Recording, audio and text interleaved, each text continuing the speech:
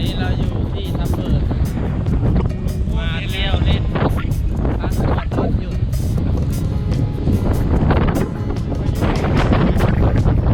ยุ2 วันไม่มีไฟใช้ทับเบิกโล่งมากเดี๋ยวจะเป็นเจอ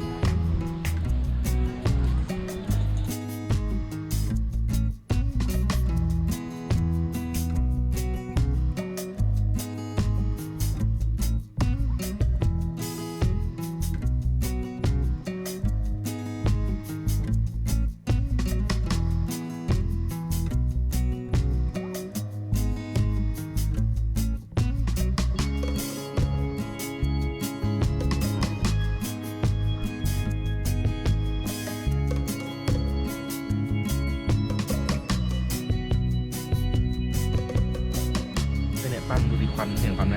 นี่นะครับ ความฉ่ำ ความฉ่ำของเนื้อวัว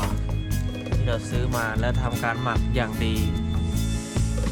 นี่ได้ใส่น้ำจิ้มมาแล้วห่อเข้าไปครับ